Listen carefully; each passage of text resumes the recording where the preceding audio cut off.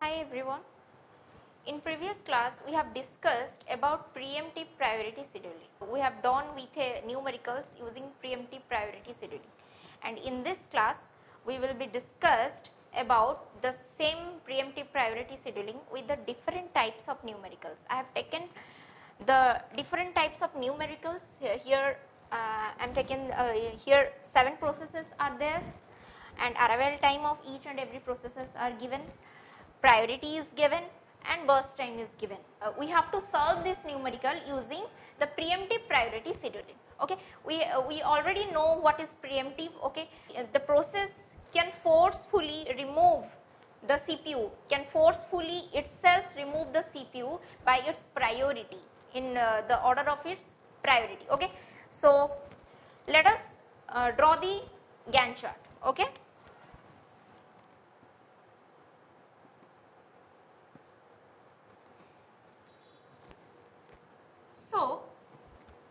So the CPU time would be start from 0 milliseconds. Okay, we have to check out that at 0, is there any process which is arrived at the ready state yet? Fine, like directly jump to the priority and check out the priority which is the higher priority and just put it into the ready state at first. If there is no things given in the questions, then by default we take the lesser the number, higher the priority. So by default we take lesser the number, higher the priority, means the lesser number is 2. That means P1 is higher priority, and don't do such type of things like we see that the priority of the P1 is higher, then we take it into the chart at first P1. So no, this is not right. We have to check out the arrival time also as well as priority. Okay, we have to check out if at first at 0 millisecond is there any process which is arrived at the ready state at 0. If there is 3 or 4 processes arrives at the 0, then we take the priority of that 3 or 4 processes, and based on that priority we took it into its from the ready state to CPU. Okay, so at 0 P1 is arrived at the ready state, so P1 will be put into the chart at first. Okay, for how many milliseconds? See, the priority of the P1 is 2, higher, and the burst time, check out the burst time is 1. So at 1 P1 is already terminated and the priority of the P1 is 2, higher the priority, but at 1 millisecond P1 is terminated. Okay, so next at 1 millisecond, check out, P2 is arrived at the ready state. At 1 millisecond, see P3, P4, P3 will come at 2, P4 will come at 3, P5. Then after some millisecond other process will come, but now at 1 millisecond P2 is only there in ready state and the priority of that process is 6. Fine, that is the lower priority, but we have to put it into the ready state, put it into the Gantt chart, because at 1 millisecond there is no processes there in the ready state. Fine, so P2 is there, so check out the burst time. The burst time is 7. Fine, so we have to continue its execution till the next process is come. We have to check out at each and every millisecond, is there any process will come and the priority of that process is higher than the currently running process. Okay, fine. P2 will come, P2 is come at 1 and it will execute for 2 milliseconds, because at 2 milliseconds another process has come in the ready state and the priority of that process is higher than currently running process. The currently running process is P2 and the priority of the process is 6, which is lower than 3. So now context switch will be happening. So context switching is happening now.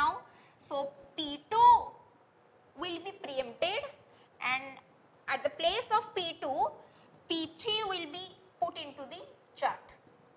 So P3 now in the CPU executing.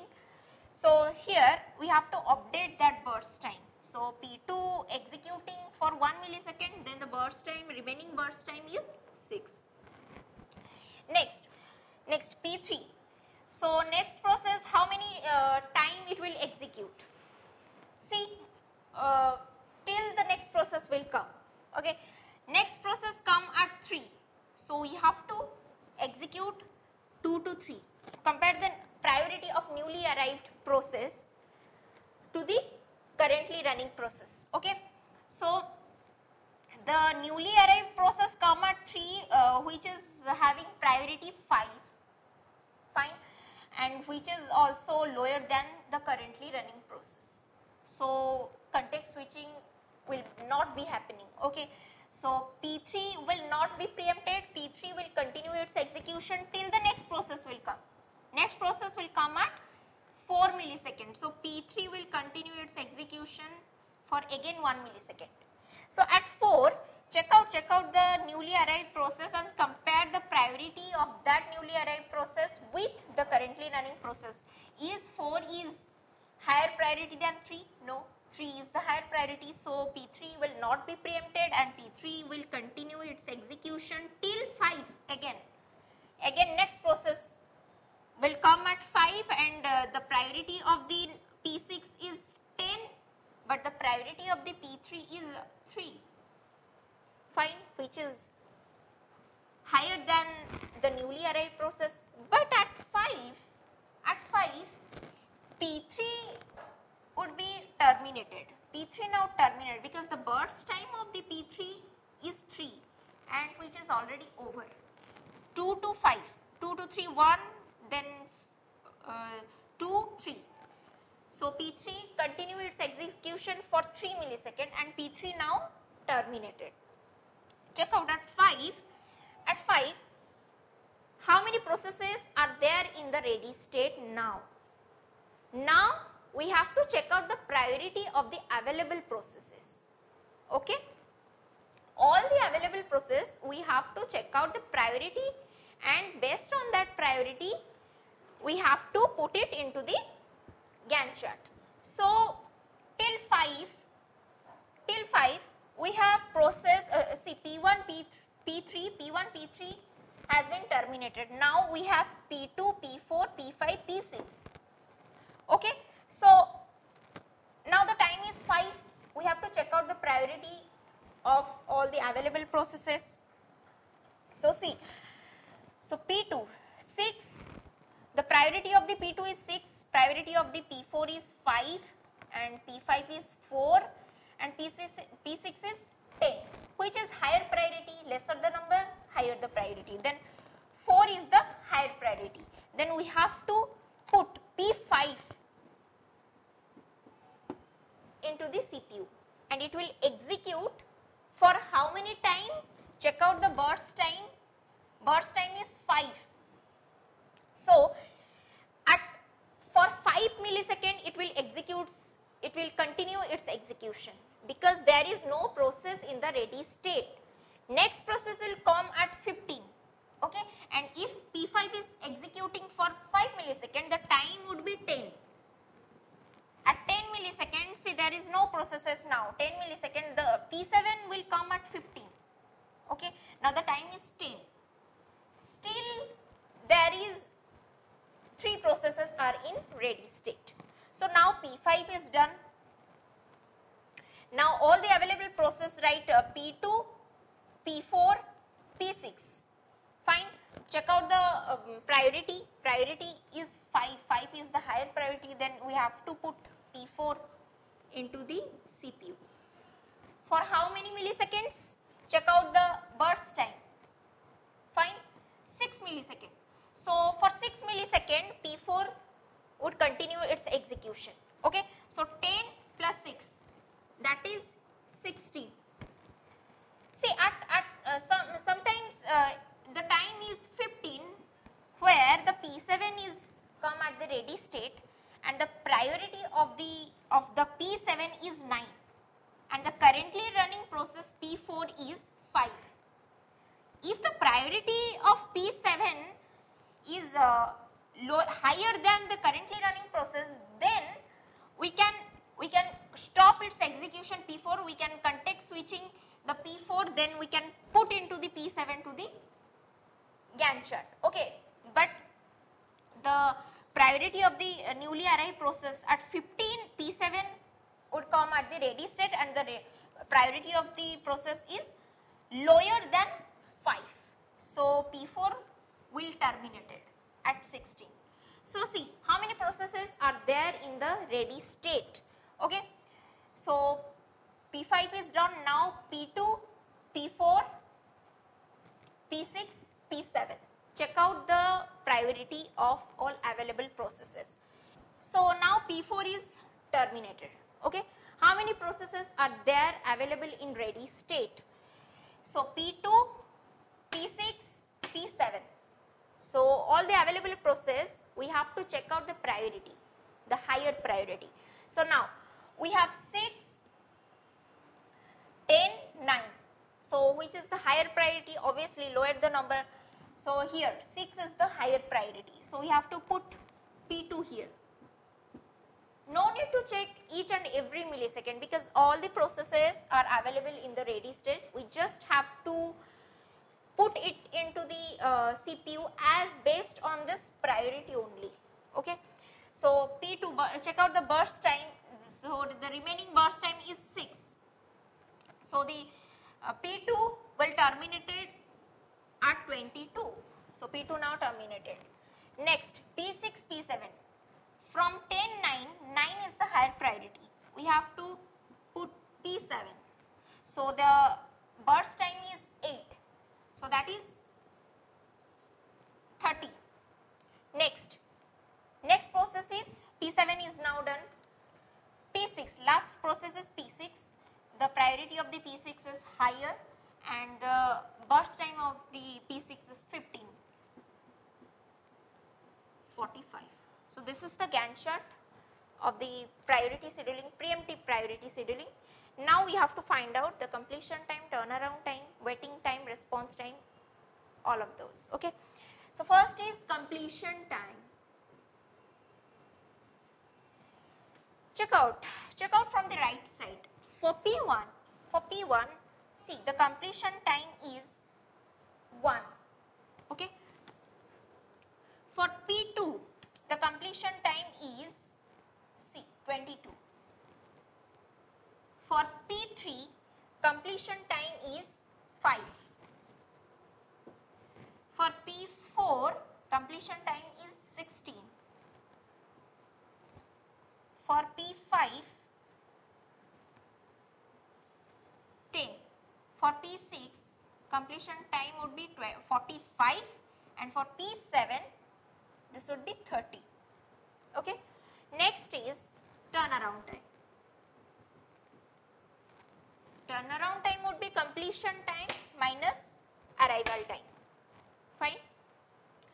So the completion time of the P1 is 1 minus 0, that is 1, 22 minus 1, 21, 5 minus 2, 3, 16 minus 3, 13, 10 minus 4, 6, 45 minus 5, that is 40, 30 minus 15, 15.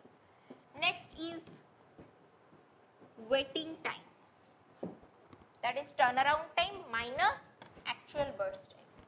Okay, 1 minus 1, that is 0, 21 minus 7, that is 15, 3 minus 3, that is 0, 13 minus 6, that is 7, 6 minus 5, 1, 40 minus 15, that is 25, 15 minus 8, that is 7. Next is response time. Check out from the left side. P1, at first P1 allocate to the CPU at 0 and the arrival time of the P1 is 0. So the response time would be 0. Okay. For P2, it would be 1 minus 1, that is 0. For P3 it would be 2 minus 2, that is 0. For P5, 5 minus 4, that is 1. For P6, 30 minus 5, that is 25. In preemptive priority scheduling, there may be starvation cases is there, because see, at time 2, suppose we took P3, fine, the priority of the P3 is 3. I just take one snapshot, like 7 processes here, but in real case, when we use laptop or PC or mobile phones, there are many thousands of processes are executing in 1 minute. Okay, so in that cases, if P3 is allocated to the CPU, because the priority of that process is higher than the previous currently running process, that's why P3 is allocated to the CPU, and the previous currently running process would be preempted. But if the case is like this, suppose after P3 there is another many processes are come, like P4, P5, P6, P7, like P8, 9, 10, many more processes are come, and the priority of that processes would be less than 3. Suppose 1, 2, 2, 1, 1, more and more processes are coming, and the priority of those processes is less than this 3, like 1, 2, 2, 1, then what will happen? P3 is preempted first, and then another process would allocate to the CPU. Then the next process, the turn of the P3 will come at very long time, because the newly arrived process the priority of the newly arrived process is higher than this 3. So starvation would take place. The drawbacks of this type of algorithm may be starvation. So higher priority, the lower priority process suffers starvation. Okay, to overcome this starvation, there is another technique that is called aging. The technique, we can apply aging technique to overcome this starvation.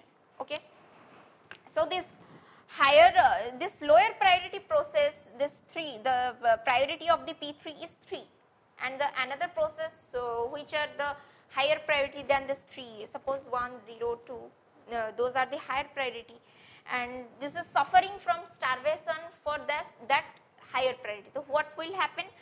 Applying this aging technique, for each interval of time, the priority of the process, waiting process only, not running process, only waiting process, the priority of the waiting process would decreasing. See, I am taking lower the number, higher the priority, then obviously the number would be decreased.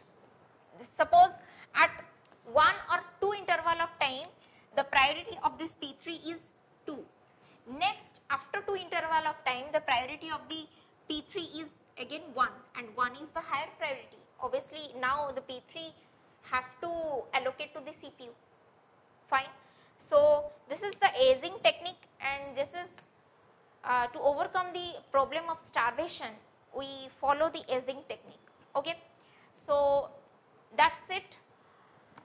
In the next class, I will be discussed about deadlock.